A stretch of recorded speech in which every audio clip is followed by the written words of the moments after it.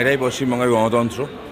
আমাদের পঞ্চায়েত সমিতির বিরোধী দলনেত্রী অফিসিয়াল বৈঠকে তিনি উপস্থিত হয়েছিলেন, তার কর্তব্য এটা, এবং সেখানে তাকে ডেকে নিয়ে গিয়ে মারধর করা হলো। এটাই পশ্চিমবঙ্গের গণতন্ত্র।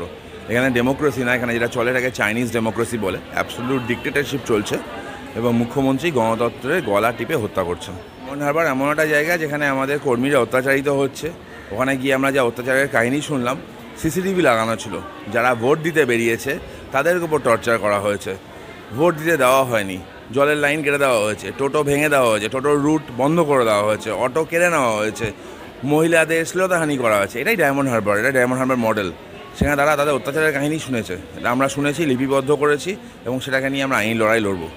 একদম প্রথম ইনসিডেন্টটা নিয়ে, এই রাজ্যে চাইনিজ ডেমোক্রেসি চলছে, ওখানে 144 থাকে, ওখানে ধর্ণা দেওয়া সম্ভব হয় না। মুখ্যমন্ত্রী ভাইপো ধর্ণা দিতে পারলো, পুলিশ গার্ড করে দিল অতগুলো লোক নিয়ে, কীভাবে হলো সেটা প্রশ্ন আমাদের আজও আছে। 144 ভায়োলেট হলো, কোনো স্টেপ কেন হলো না?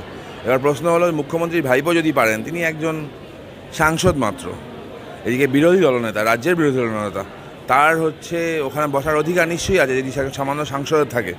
তো সেই সামান্য সাংসদ বসতে পারলে ইনি কেন পারলো না? তার উত্তর পুলিশ দিক আর পুলিশ মন্ত্রী দিক। এটা নিয়ে আমার খুব একটা মন্তব্য নেই।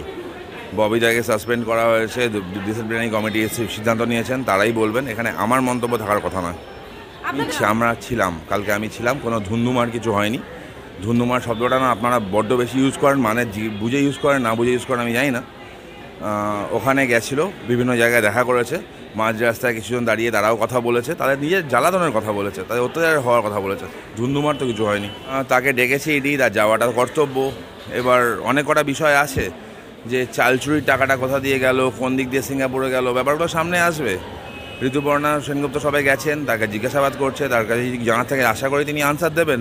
যদি আনসার না দেন, আর আনসার যদি উল্টোপাল্টা হয়, তাহলে অনুব্রত, তারপর জ্যোতিপুর, এদের পাশের ঘরগুলো খালি আছে না, যেতে হবে। উনি বুঝতে পেরেছেন, না গেলে ওনার আলটিমেটলি ওনার ঘর, মানে ভাগ্যের শ্রীঘরটাই আছে, যেতে হবে।